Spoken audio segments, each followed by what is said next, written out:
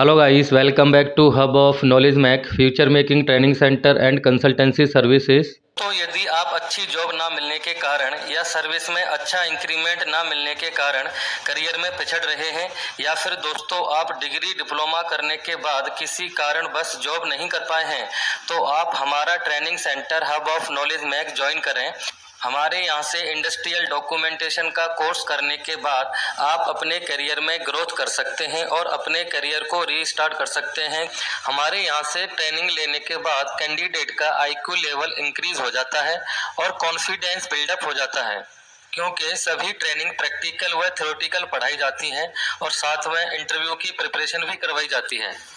The main objective of Hub of Knowledge Mac Training Center providing training, placement and अभी आप Kuwait में हो तो कुवैत से अगर आप रिटर्न होते हो इंडिया के लिए तो आपकी वैल्यू इंक्रीज़ होनी चाहिए, ना कि डिक्रीज़ होनी चाहिए। आपकी वैल्यू थोड़ी सी यहाँ पे ऐड होनी चाहिए कि उनको लगना चाहिए कि ये कैंडिडेट फ़ॉरेन रिटर्न है और इसको कुछ एक्स्ट्रा नॉलेज है, तो वो आपको यहाँ पे प्रेफरेंस करेंगे। अगर फ़ॉरेन रिटर्न है वो, अगर आपको उस लेवल की नॉलेज नहीं है, एक्सपीरियंस नहीं है, तो फिर इंडिया में भी कहाँ पैकेज देते हैं आपको पता है। इसीलिए तो लोग जो है माइग्रेट करते हैं इंडिया टू अदर कंट्री में। उनको पता है कि जितना हमारा इतना स्केल है या जितना जो भी उनको नॉलेज है स्किल के बेस पर, उतना स्केल उनको मिल नहीं पाया जितना स्केल उनको अदर कंट्री में जाके मिल जाता है। अगर कैंडिडेट अदर कंट्री में जाके अपनी स्किल को इम्प्रूव कर लेता है और वहाँ पैकेज अच्छा ले लेता है, फिर रिटर्न होता है कभी इंडिया में इन फ्यूचर, तो उसकी फिर जो वैल्यू है वो डबल हो जाती है। ओके, तो ऐसा नहीं है। एपीआई का जो है इंडिया में भी काफ़ी स्कोप है। एपीआई से कई कैंडिडेट मेरे से ट्रेनिंग ले लेके अच्छे अच्छे पैकेज पर लगे हुए हैं, और अभी उनमें से एक कैंडिडेट तो अभी रिसेंटली सऊदी अरब में गया है। सऊदी अरब में नहीं, हाँ सऊदी अरब में गया है एक कैंडिडेट। यहाँ वो ले रहा था, वही 35-40 हज़ार रुपये ले रहा था, वहाँ डायरेक्ट उसको पता नहीं कितने लाख का पैकेज मिला है, और इंडिया के हिसाब से वो 2.5-3 लाख का पैकेज वहाँ ले रहा है महीने का। हाँ सही है फिर। वो तो मुझे कहता है कि गुरुजी आप यहाँ पे आ जाइए। मैंने कहा मैं क्या करूँगा यार इतनी दूर आकर के। अब मैंने अपना प्रोफेशनली चेंज कर लिया है, तो फिर मैं वहाँ के क्या करूँगा। हाँ, अगर तुझे कुछ कंसल्टेंसी वगैरह दिला सकता है तो दिला उधर के लिए। हाँ वो बेस्ट रहेगा। तो आज के लिए हम कवर करेंगे क्लॉज नंबर 1, 2, 3 API Q1 में। इसमें क्लॉज 1 है स्कोप, सेकंड है नॉर्मेटिव रेफरेंसेस, तीसरा है टर्म्स एंड डेफिनेशन। कुछ एब्रीवेशंस दिए हुए हैं, इनको बाद में देखेंगे। एब्रीवेशंस को पहले आप पढ़ ही लो, क्योंकि हम इनमें कुछ डेफिनेशंस में ये एब्रीवेशंस यूज़ होंगे तो वहाँ आप कंफ्यूज रहोगे। तो एब्रीवेशंस क्या क्या यूज़ हुआ है। DAC, तो DAC stand on design acceptance criteria. Okay, design का एक्सेप्टेंस क्राइटेरिया क्या है कस्टमर की तरफ से। ITP इंस्पेक्शन टेस्ट प्लान, तो इंस्पेक्शन टेस्ट प्लान का मतलब है कि आपका टेस्टिंग फ्रीक्वेंसी क्या क्या है, क्या आपने फैसिलिटीज़ कर रखी है टेस्टिंग के लिए। KPI की परफॉर्मेंस इंडिकेटर, ऑब्जेक्टिव है किसी भी डिपार्टमेंट का परफॉर्मेंस अगर मेजर किया जाता है तो वो KPI के बिहाफ पे किया जाता है। MAC मैन्युफैक्चरिंग एक्सेप्टेंस क्राइटेरिया, तो मैन्युफैक्चरिंग एक्सेप्टेंस क्राइटेरिया आपका क्या है। जैसे हम कंट्रोल प्लान SOP बनाते हैं ना, ऐसे ही इससे रिलेटेड डॉक्यूमेंट हम आपको समझाएंगे। MOC मैनेजमेंट ऑफ चेंज, तो जस्ट लाइक चेंज मैनेजमेंट, तो यहाँ हम आपका चेंज मैनेजमेंट को समझाएंगे। MPS manufacturing process specification,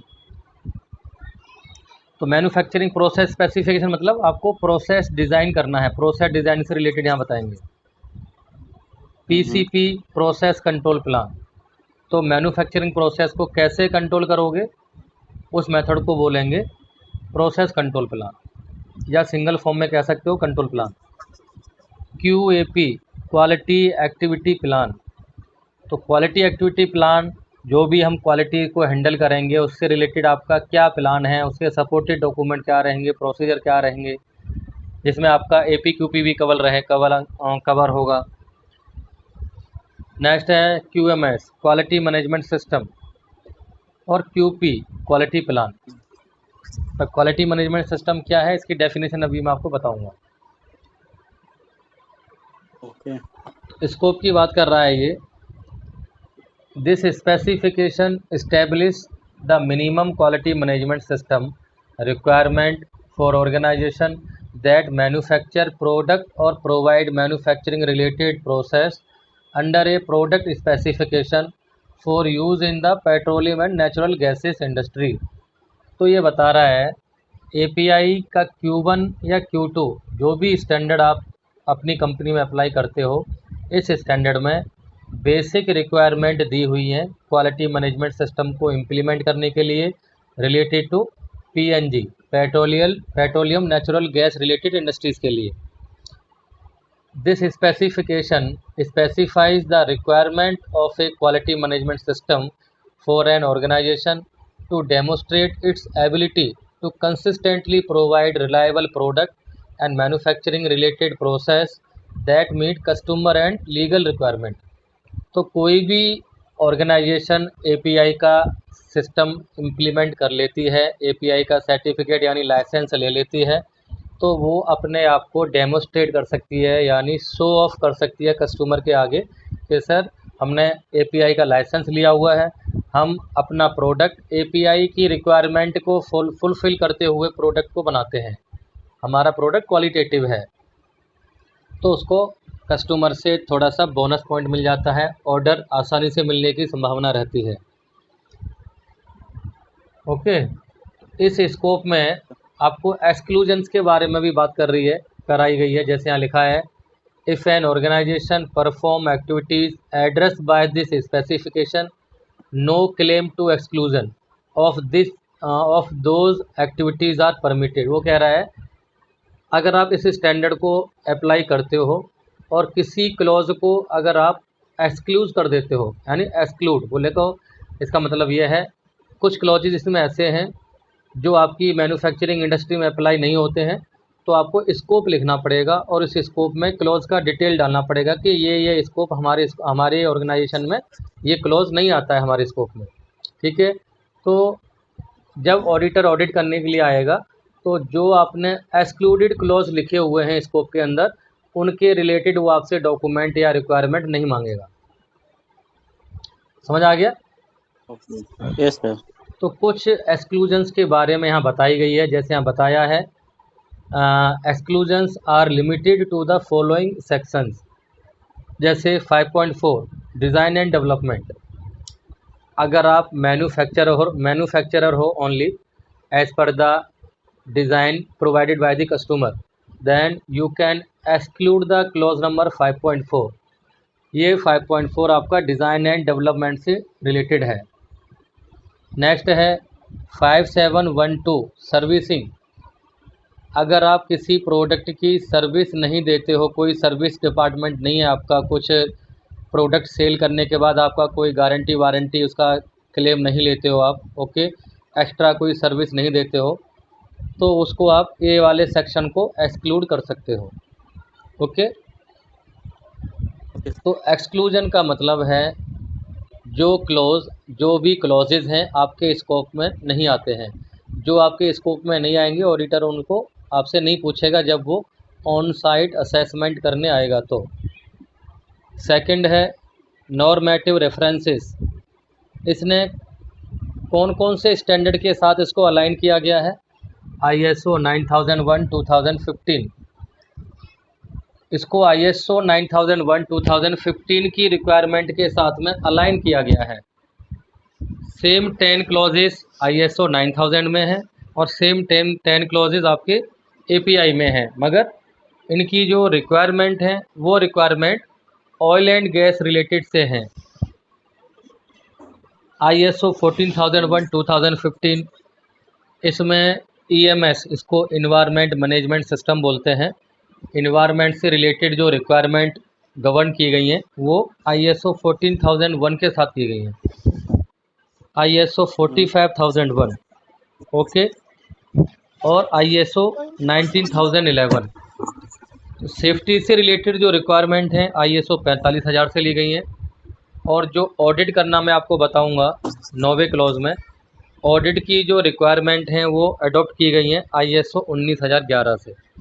okay, तो ये रेफरेंसेस स्टैंडर्ड इसने लिए हैं इधर। सर ये हम्म डिजाइन और डेवलपमेंट, हम्म सपोज मानिए हम लोग अगर कोई 6 का प्रोडक्ट बनाते हैं हम्म और उसमें डिजाइन का रिक्वायरमेंट रहता है, तो हम लोग आउटसाइड से डिजाइन करवाएंगे, राइट? हाँ, नहीं लेकिन फिर देखो, जब ऑडिट करेगा तो। हाँ हाँ अगर बोलिए। वो प्रोडक्ट आपका खुद है, आपका, बेशक आपने ड्राइंग बाहर से बनवाई है वो अलग बात है, मगर अगर आप रिस्पॉन्सिबल हो डिज़ाइन के, ओके, तो डिज़ाइन हम्म, का जो क्लॉज है आप एक्सक्लूड नहीं करोगे। अगर कस्टमर आपको डिज़ाइन दे रहा है, सिर्फ आप प्रोसेस डिज़ाइन कर रहे हो उसको बनाने के लिए, टूल वगैरह डेवलप कर रहे हो, तो आप उसको एक्सक्लूड कर दोगे। ओनली सिर्फ कौन से क्लॉज को, जो प्रोडक्ट डिज़ाइन से की जो बात करेगा, प्रोसेस डिज़ाइन की जो बात होगी उसको आप एक्सक्लूड नहीं कर सकते। ठीक है, अगर प्रोडक्ट की डिज़ाइन भी तो आप खुद कर रहे हो अपने एंड पर, ओके, आप ही रिस्पॉन्सिबल हो, तो आप वहाँ पे प्रोडक्ट डिज़ाइन से रिलेटेड जो क्लॉज हैं उनको एक्सक्लूड नहीं कर सकते हैं। तो अभी क्या, अगर 6 का प्रोडक्ट बनाते हैं और उसमें डिजाइन है और कस्टमर डिजाइन नहीं देता है, तो फिर हम मुझे ही करना हाँ, पड़ेगा? आपको करना पड़ेगा, तो आपके स्कोप में आप एक्सक्लूजन नहीं कर सकते फिर। ओके। ठीक है पहले ना? थर्ड पार्टी भी करते थे ना सर? पहले हैं? थर्ड पार्टी करते थे डिजाइन। पहले क्या करते थे, बाहर से थर्ड पार्टी से करवाते थे और ऑडिट के टाइम वो लोग रहते थे साथ में। हाँ, तो वो डिपेंड करता है, आपने किसी थर्ड पार्टी के साथ में टाई अप कर रखा है, तो आप उनको इन्वॉल्व कर सकते हो अपने साथ। ठीक है, मगर आप एक्सक्लूड नहीं करोगे, क्योंकि ओके ओके, समझ में आ अगर गया। अपने एंड से आप प्रोडक्ट डिज़ाइन किया और आप मार्केट में बेच रहे हो या किसी कस्टमर को दे रहे हो, तो you are the design responsible also. Okay. तीसरा क्लॉज है terms and definition 311, acceptance criteria. तो क्या मतलब है एक्सेप्टेंस क्राइटेरिया का? Specified limit of acceptability applied to process और प्रोडक्ट करेक्टरिस्टिक्स। तो एक्सेप्टेंस क्राइटेरिया का मतलब है आपने प्रोसेस में क्या कंट्रोल पैरामीटर ले रखे हैं स्पेसिफिकेशन के साथ में, और प्रोडक्ट का जो स्पेसिफिकेशन है, प्रोडक्ट की जो पैरामीटर हैं, ओके, उनमें क्या टॉलरेंस दे रखी है, एक्सेप्टेंस क्राइटेरिया क्या है, कौन सा टॉलरेंस उसमें यूज़ हुआ है, कितने हद तक टॉलरेंस यूज़ हुआ है, माइक्रोन में है, में है, किस में है, तो वो सारा किसके अंदर कवर होता है? एक्सेप्टेंस क्राइटेरिया में। Acceptance inspection, demonstration through monitoring or measurement that the product conform to specified requirement। तो एक्सेप्टेंस इंस्पेक्शन का मतलब यह है, जब आप पार्ट को मॉनिटरिंग करोगे, यानी उसको मेजरमेंट करोगे, तो मेजर उसकी जो ऑब्जर्वेशन है वो आपकी स्पेसिफिकेशन को मीट करनी चाहिए। ठीक है, तो उसे बोलेंगे एक्सेप्टेंस इंस्पेक्शन। तो एक्सेप्टेंस इंस्पेक्शन का मतलब है जो प्रोडक्ट का जो पैरामीटर है उसमें जो स्पेसिफिकेशन दिया हुआ है उसी के अंडर आपकी इंस्पेक्शन की ऑब्जर्वेशन आनी चाहिए। ठीक है, और इंस्पेक्शन कितने कितने समय पे करनी है, उसका फ्रीक्वेंसी क्या है, वो भी इसके अंदर कवर होगी। कैलिब्रेशन क्या है?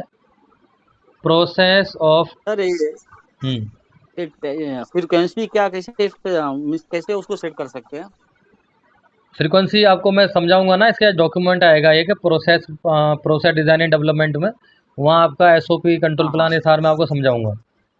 इसके okay unique okay sir. Document में हैं कुछ, वो आपको मैं बताऊंगा, खोल करके बनाना बताऊंगा।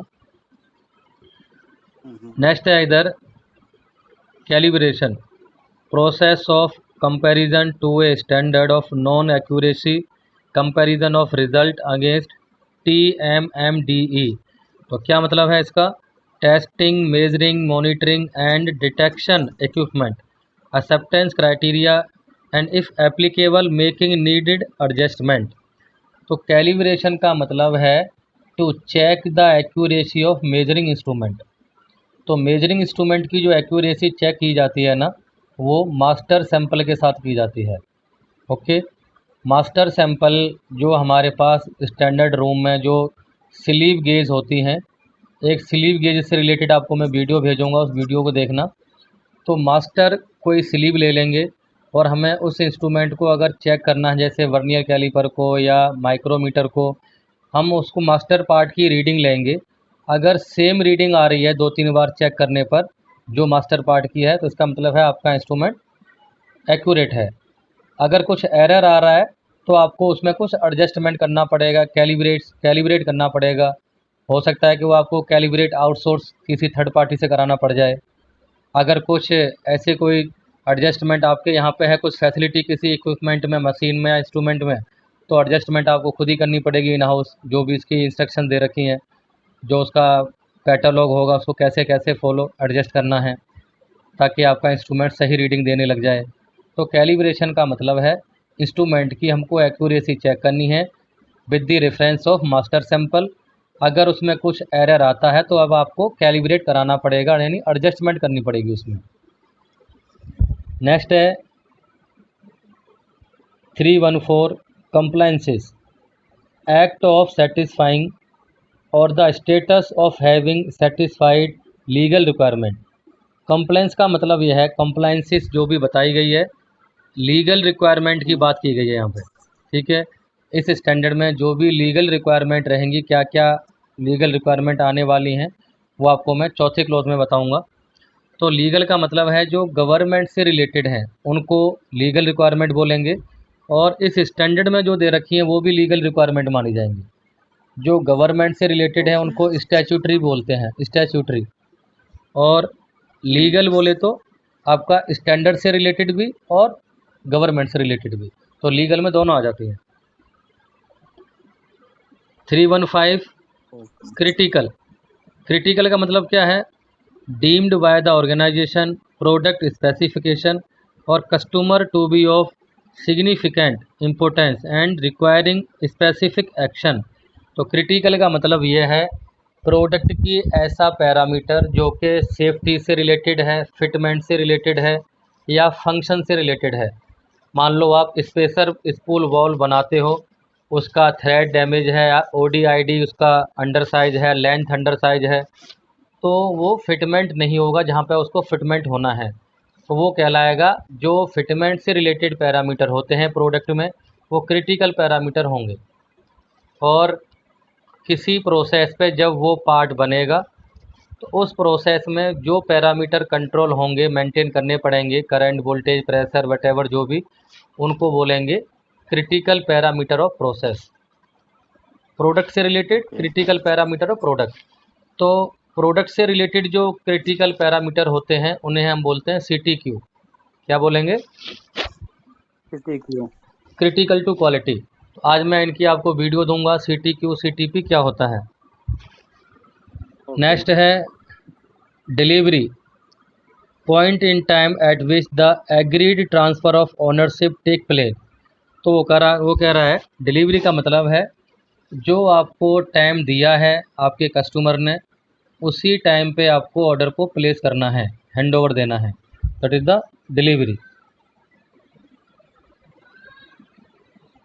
Design acceptance criteria, requirement applied to characteristics or combination of those characteristics of material, product or component to achieve conformity to the specified design requirement or required design performance.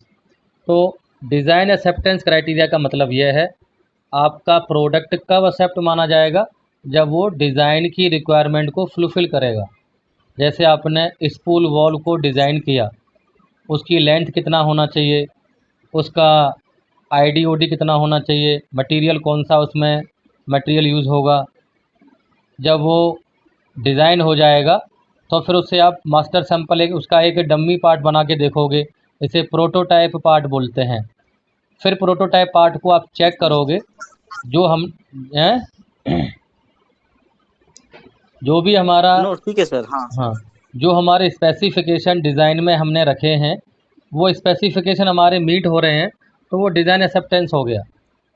कुछ इसमें टेस्ट होते हैं, जैसे आपको मटेरियल का hardness test करना है, कुछ फंक्शनैलिटी टेस्ट करनी है उसकी, ओके, वेल्डिंग की स्ट्रेंथ टेस्ट करनी है, पेनिट्रेशन वगैरह। तो वो टेस्टिंग जब की जाएगी तो उसकी जो परफॉर्मेंस से रिलेटेड जो टेस्टिंग है, अगर वो टेस्ट का क्वालिफिकेशन हो जाता है तो यानी फाइनली वो डिज़ाइन एक्सेप्टेंस माना जाएगा। ठीक है। तो किसी प्रोडक्ट में जो टेस्टिंग है, मान लो पेनिट्रेशन टेस्ट करना है वेल्डिंग का, आपको कोई रोटेशन आरपीएम चेक करना है, तो क्या स्पेसिफिकेशन कस्टमर ने सेट किया है उसके अकॉर्डिंग वो प्रोडक्ट मीट कर रहा है, तो वो बोला जाएगा डिज़ाइन एक्सेप्टेंस क्राइटेरिया। ये कब पता लगेगा? वैलिडेशन के बाद। तो प्रोडक्ट का वैलिडेशन, इस कोई जब प्रोडक्ट का हम वैलिडेशन करते हैं उसमें डिज़ाइन एक्सेप्टेंस को ही देखा जाता है कि डिज़ाइन में जो इनपुट पैरामीटर लिए हैं वो मीट हो रहे हैं कि नहीं हो रहे, जब वो पार्ट आपका फाइनली तैयार हो जाएगा, जब उसे हम चेक करेंगे तो। ठीक है। हम्म, तो यस क्या सर। बता रहा है, तो नोट में DAC डिज़ाइन एक्सेप्टेंस क्राइटेरिया और can be equal to MAC manufacturing acceptance criteria. तो डिज़ाइन एक्सेप्टेंस क्राइटेरिया आपका लिंक होगा किसके साथ में? प्रोसेस के साथ में। मैन्युफैक्चरिंग। यस, मैन्युफैक्चरिंग के साथ में, क्योंकि प्रोडक्ट का डिज़ाइन कहाँ पे कंट्रोल होगा, कैसे कैसे बनाना है, क्या करना है, मैन्युफैक्चरिंग। मैन्युफैक्चरिंग में। नोट 2 क्या कह रहा है? Required design performance is often stated in technical specification. तो परफॉर्मेंस का क्या क्या, उसकी टेस्ट की जो आरपीएम पेनिट्रेशन कितना लेना है, आरपीएम कितना होना चाहिए, जो भी इसकी स्पेसिफिकेशन है वो आपके डिज़ाइन में या किसी स्टैंडर्ड में मिलेगी जो कस्टमर आपको रेफ़र करने के लिए बोलेगा। 318 डिज़ाइन यस। वैलिडेशन। अब वैलिडेशन वाला पॉइंट आ गया, देखो। Process of proving a design by testing to demonstrate that the product conform to design requirement and perform as intended. Intended का मतलब है जैसी हमको ज़रूरत थी, ज़रूरत के अकॉर्डिंग हमने प्रोडक्ट को डिज़ाइन किया और उसको हमने एक फ़िज़िकल शेप दी बना करके, फिर उसको हम चेक करेंगे, वैलिडेट करेंगे। अगर वो रिक्वायरमेंट को फुलफ़िल कर रहा है हमारी डिज़ाइन के अकॉर्डिंग तो वो वैलिडेट हो गया। तो ये मेथड बोला जाएगा ओके। Validation method. ठीक है। Yes sir. अब आता है वेरिफिकेशन। इंटरव्यू में पूछ लेते हैं डिज़ाइन वेरिफिकेशन क्या होता है और डिज़ाइन वैलिडेशन क्या होता है। तो design verification process of examining design output to determine conformity with specified requirement. जब आपका प्रोडक्ट डिज़ाइन होने के बाद कस्टमर किसको देगा? मैन्युफैक्चरर को बनाने के लिए। ठीक है। तो मैन्युफैक्चरर उससे बनाने के लिए मशीन को सिलेक्ट करेगा, टूल बनाएगा, प्रोसेस पैरामीटर डिफाइन करेगा। जब वो उस पे बनाएगा पार्ट को कस्टमर की डिज़ाइन के अकॉर्डिंग, तो प्रोसेस का जो आउटपुट निकलेगा, क्या निकलेगा? प्रोडक्ट। उस प्रोडक्ट को हम इंस्पेक्शन करेंगे, टेस्टिंग करेंगे। अगर वो इंस्पेक्शन प्रोडक्ट के पैरामीटर को मीट कर रहा है, टेस्टिंग का जो रिज़ल्ट है वो स्पेसिफिकेशन को मीट कर रही है कस्टमर ने जो दी है, तो हमारा प्रोसेस क्या हो गया? वेरीफाई हो गया। ठीक है। वो डिज़ाइन वैलिडेशन था, ये आपका डिज़ाइन वेरिफिकेशन है। यानी टेस्टिंग करना, इंस्पेक्शन करना, वो वेरिफिकेशन कहलाता है। ठीक है। टेस्टिंग करना, अगर प्रेशर टेस्टिंग किया तो क्या कहलाएगा सर? हैं? अगर कोई स्पूल को प्रेशर टेस्टिंग किए हैं तो वो किस में आएगा? हाँ, प्रेशर टेस्टिंग किया है तो आपका उसमें आएगा वो, डिज़ाइन में भी आ सकता है और वो प्रोसेस वेरिफिकेशन में आएगा। ठीक है। ओके, प्रोसेस वेरिफिकेशन किस में? डिजाइन हाँ, वेरिफिकेशन में देखो आएगा ऐसा या है, फिर डिजाइन वेरिफिकेशन में? ये डिज़ाइन वेरिफिकेशन में आएगा, मगर प्रोसेस से लिंक होगा वो, पता है ना? इसमें लिखा तो है नोट 1 में, DAC can be equal to MAC। अब ओके। आपने स्पूल वॉल्व को प्रेशर टेस्ट किया, हाइड्रोस्टैटिक टेस्ट किया आपने वहाँ, कि कितना प्रेशर पर ये लीक नहीं होना चाहिए, कितने प्रेशर पर ये फटना नहीं चाहिए। ओके। अगर उतना प्रेशर पे वो ओके है, कोई लीकेज नहीं है, सारा प्रेशर उसने अडॉप्ट किया हुआ है, परफॉर्मेंस सही दे रहा है, तो यानी जो आपने प्रोडक्ट को प्रोड्यूस किया है डिज़ाइन के अकॉर्डिंग, तो आपका प्रोसेस भी वैलिडेट हो गया, इसमें वेरीफाई हो गया और प्रोडक्ट की डिज़ाइन भी वेरीफाई हो गई। ठीक है। Okay sir. नेक्स्ट है 3110 key performance indicator quantifiable measure that an organisation uses to gauge or compare performance. तो की परफॉर्मेंस इंडिकेटर का मतलब यह है जब ऑर्गेनाइजेशन परफॉर्मेंस को चेक करती है या मॉनिटरिंग करती है, तो ऑब्जेक्टिव को मॉनिटर करती है वहाँ। उनकी परफॉर्मेंस चेक की जाती है जो उनको ऑब्जेक्टिव बना के दिए हुए हैं। जैसे आपको बोला है कि आपको कस्टमर कंप्लेंट 0 होना चाहिए। अगर कस्टमर कंप्लेंट आपका 0 नहीं है, हर महीने 3-4 कंप्लेंट आ रहा है, तो इसका मतलब है आपका परफॉर्मेंस डाउन है। प्रोडक्शन वालों को बोला है कि आपका एफिशिएंसी 100% होना चाहिए। जितना प्लान आपको दिया गया है उतना प्लान आपका 100% प्रोडक्शन निकालना है।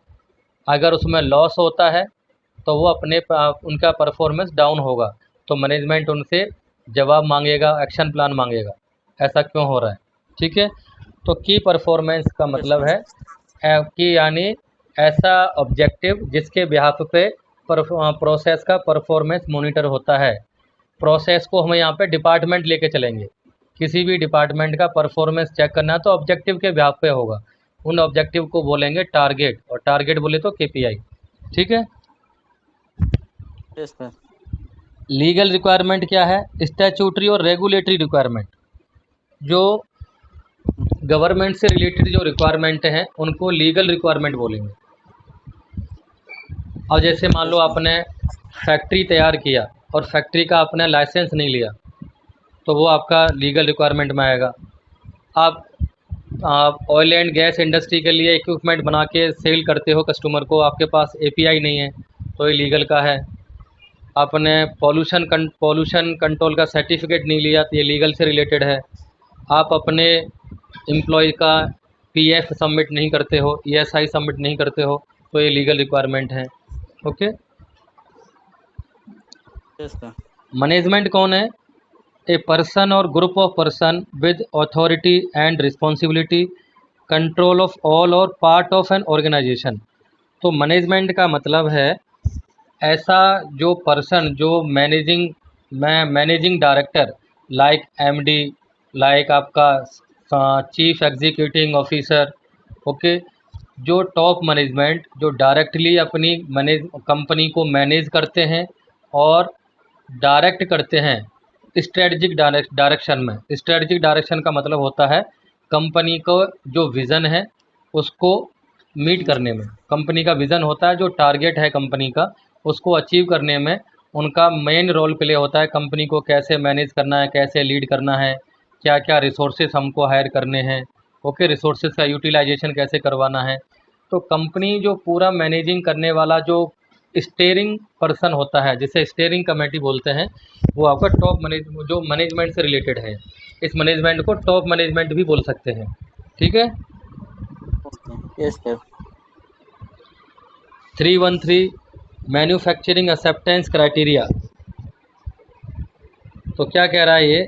Requirement applied to characteristics or combination of these characteristics of materials product or component to achieve conformity to DAC and other product manufacturing requirement.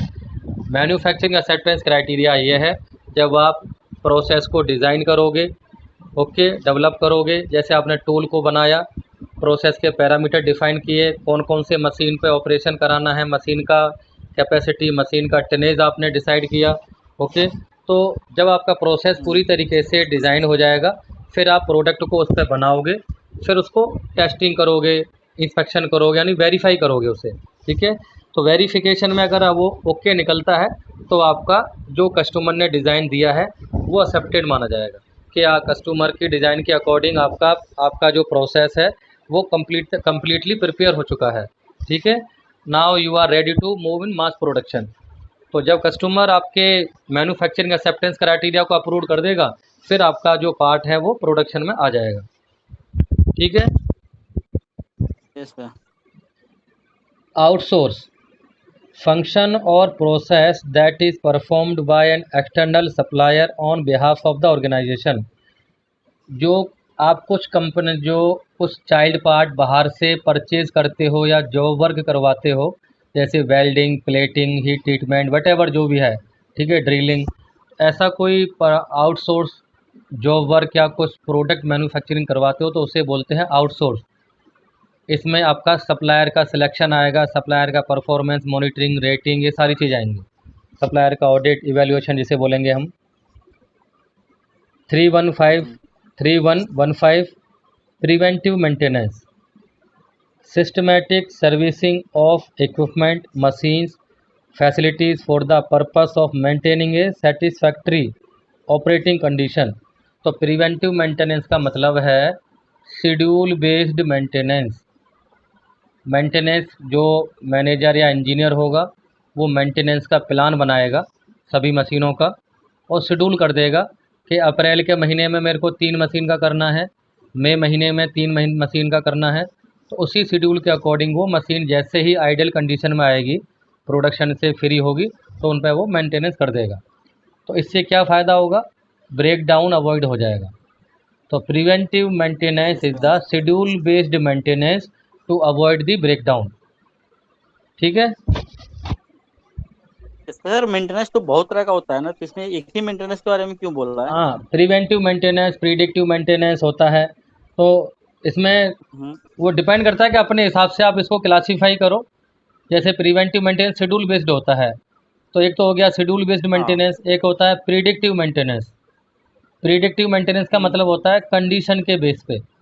आपने देखा कि मशीन में ज़्यादा वाइब्रेशन हो रहा है, मशीन ज़्यादा ऑयल कंज्यूम कर रही है, तो ऐसा कुछ एबनॉर्मल आप सिचुएशन देखते हो मशीन के साथ में, टूल के साथ में, तो आप ब्रेकडाउन होने से पहले ही उसको सही कर देते हो, तो वो प्रिडिक्टिव मेंटेनेंस कहलाएगा। ठीक है। तो एक तो हो गया प्रिवेंटिव, एक हो गया प्रिडिक्टिव। ये लिख लेना कॉपी में, प्रिडिक्टिव मेंटेनेंस। एक होता है आपका ओवरहोलिंग मेंटेनेंस। क्या होता है? Overhauling. Overhauling, OVERHAULING, overhauling maintenance. इसमें कंप्लीट हो जाता है। हाँ, कंप्लीट ओवरहोलिंग मेंटेनेंस में कंप्लीट होता है, पूरा जो प्लांट है वो शट डाउन होता है, उसमें सारा मेंटेनेंस किया जाता है फिर। ओके। एक होता है ब्रेकडाउन भी होता है ना सर, जो जो अगर कुछ हाँ, प्रॉब्लम आ ब्रेकडाउन गया, मेंटेनेंस ब्रेकडाउन हो होता है। गया और ये ब्रेकडाउन मेंटेनेंस कब होता है? ब्रेकडाउन हो जाता है तब। तो हाँ, इसमें लेकिन एपीआई में ज़्यादा करके प्रिवेंटिव दिया तो उसी पे फोकस करते हैं, राइट? देखो, यहाँ सिर्फ उसने बेसिक रिक्वायरमेंट को कवर किया है, कैटेगराइज को नहीं किया। जब ये आपको मैं अंदर क्लॉज में लेके चलूँगा ना, वहाँ डायरेक्टली इनडायरेक्टली वो इन सब चीज़ों को रिलेट करेगा। अभी फिलहाल ही उसने डेफिनेशन, टर्म्स एंड डेफिनेशन, जो इम्पोर्टेंट डेफिनेशन है उनके बारे में डिस्क्राइब किया है। नेक्स्ट है प्रोसीजर। प्रोसीजर को मैं वैसे समझाता हूँ। प्रोसीजर का मतलब है ऐसा डॉक्यूमेंट जिसमें किसी काम को करने के लिए जो स्टार्टिंग से लेकर के फिनिश तक सीक्वेंस बता रखा होता है कि क्या क्या आपको करना है। तो किसी भी टास्क को एग्जीक्यूट करने के लिए जो सीक्वेंस दिया गया होता है, उस डॉक्यूमेंट को बोलते हैं प्रोसीजर। ओके। तो नोट 1 में बताया है, this definition was previously identified as a control feature. तो प्रोसीजर को पहले क्या बोलते थे? Control feature in earlier edition of this specification.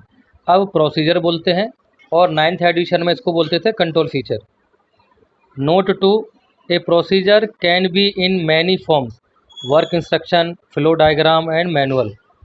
आप कुछ भी वर्क इंस्ट्रक्शन लिख दो, SOP बना दीजिए आप, जो 3, 2, 4, 5 लाइनें लिख दो उसके बारे में, प्रोडक्ट के बारे में, प्रोसेस के बारे में। वो कह रहा है कि प्रोसीजर एक डॉक्यूमेंट होना चाहिए, वो किसी भी फॉर्म में हो सकता है। ठीक है। सर तो ये कंट्रोल फीचर पहले आता था, अब तो निकाल, इसको रिमूव कर देगा ना? नहीं, रिमूव नहीं किया, उसका नया नाम चेंज कर दिया। नाम अभी कर दिया, क्योंकि इंस्ट्रक्शन और फ्लो डायग्राम एंड मैनुअल। हाँ, क्योंकि आपको मैंने बताया ना कि इसे किसके साथ में अलाइन किया गया है, ISO 9001 के साथ में। तो ISO 9001 की जो टर्मिनोलॉजी है, वो सेम टर्मिनोलॉजी यहाँ पे यूज़ की गई है। ओके। तो प्रोडक्ट जैसे वर्क प्रोसीजर हो गया, एक हो गया जो एपीआई मैनुअल बोलती है प्रोसीजर बनाने के लिए, जो 28 या 32 आती है, और एक वर्क प्रोसीजर होती है, दोनों में डिफरेंस नाम देगा ना? हाँ, ये आपको जब क्लॉज आएगा ना, वहाँ पे थोड़ा डिटेल में समझेंगे इसको। आपको मैं एग्जाम्पल डॉक्यूमेंट खोल के बताऊंगा कि WI क्या होता है और SOP क्या होता है, वो प्रोसीजर क्या होता है। ठीक है। Okay sir. तो प्रोडक्ट का मतलब क्या है? Output of an organisation. तो प्रोडक्ट का मतलब है आप कोई भी प्रोसेस करते हो, उसका आउटपुट क्या निकलेगा? प्रोडक्ट। Next Yes. बता रहा है वो 3.1.18 product realization, set of hmm, interrelated or interacting activities that necessary to provide output. तो प्रोडक्ट रियलाइजेशन का मतलब यह है हम किसी प्रोडक्ट को, यानी जो प्रोडक्ट हम बनाएंगे, जो हमारा आउटपुट होगा, उसे बनाने के लिए हम जो भी प्रोसेसेस तैयार करेंगे, रिसीविंग रॉ मटेरियल से लेकर के फिनिश प्रोडक्ट तक, वो सारा क्या कहलाएगा? Product realisation. ठीक है, यानी आप मोटा yes वर्ड sir. में कह सकते हो प्रोडक्ट को मैन्युफैक्चरिंग करने के लिए हम जो भी ऑपरेशंस या एक्टिविटी करेंगे वो प्रोडक्ट रियलाइजेशन कहलाएंगे। ठीक है ना। Yes sir. रिमोट असेसमेंट, तो क्या होता है remote assessment? Assessment conducted by person not physically present at the location being assessed. तो वर्चुअल ऑडिट जो होती है ना, ऑनलाइन ऑडिट, उसे रिमोट असेसमेंट बोलते हैं। और जैसे कई बार कस्टमर कहता है मैं आपके यहाँ पे आ नहीं सकता, आप मुझे वर्चुअल ऑडिट करा दो, तो उसे क्या बोलेंगे? Remote assessment. वो सारे डॉक्यूमेंट आपको Okay. वीडियो पे देख लेगा, फ़ोन को वीडियो कॉल पे, और आपको मेल के थ्रू सारे डॉक्यूमेंट आपसे मांग लेगा। नेक्स्ट है रिस्क, ए सिचुएशन और circumstances that has both A probability of occurring and A potentially negative consequences.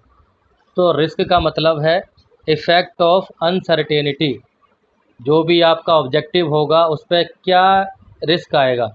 जैसे आप प्रोडक्ट बनाओगे, मैन्युफैक्चरिंग करते समय क्या रिस्क रहेगा? आपका प्रोडक्ट ख़राब बन सकता है, रिजेक्शन बन सकता है, रीवर्क आपका ज़्यादा इंक्रीज हो सकता है, सप्लायर से मटेरियल मिक्सअप आ सकता है, ठीक है, आपका रॉ मटेरियल की शॉर्टेज हो सकती है। जो भी रिस्क होगा, अब छठा क्लॉज इसमें जो आएगा ना, मैं आपको डिपार्टमेंट वाइज रिस्क के बारे में बताऊंगा कि क्या क्या रिस्क होते हैं, उनको कैसे मिटिगेट करेंगे। नेक्स्ट है सर्विसिंग, मेंटेनेंस, एडजस्टमेंट और repair performed on A product after delivery और ऑन साइट इंस्टॉलेशन।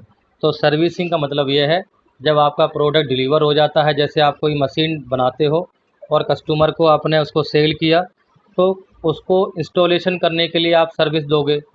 इंस्टॉल होने के बाद 6 महीने तक या 1 साल तक रिपेयर की, मेंटेनेंस की जो फैसिलिटी दी जाती है, वो सर्विसिंग उसे बोलते हैं सर्विसिंग। ठीक है। देन नेक्स्ट है 3122 supply chain, supplier and associated sub supplier required for product realization. तो सप्लाई चेन का मतलब ये है आप जहाँ कहीं से रॉ मटेरियल परचेज करते हो, कोई भी आउटसोर्स करते हो, वहाँ से लेकर के अपने यहाँ पे मैन्युफैक्चरिंग करना, मैन्युफैक्चरिंग से लेकर के till hand over to customer, ये सारा प्रोसेस कहलाता है सप्लाई चेन। तो एपीआई कहता है कि इससे पूरी सप्लाई चेन को आपको कवर करना है। यहाँ पे हमको डिफेक्ट फ्री प्रोडक्ट, पूरी सप्लाई चेन में डिफेक्ट फ्री प्रोडक्ट पे ध्यान देना है। सप्लायर से भी डिफेक्ट फ्री मटेरियल Okay. लेना है, अपने यहाँ पर भी डिफेक्ट फ्री प्रोडक्ट बनाना है, और कस्टमर एंड पे भी डिफेक्ट फ्री प्रोडक्ट आपका हैंड ओवर होना चाहिए। पूरा ट्रांसपोर्टेशन, डिलीवरी वगैरह सारा इसमें कवर हो जाता है। ठीक है ना। Yes sir. तो इसे बोलेंगे सप्लाई चेन। तो ये जो आपके 3 क्लॉजेज हैं 1 2 3 आज फिनिश हो चुके हैं।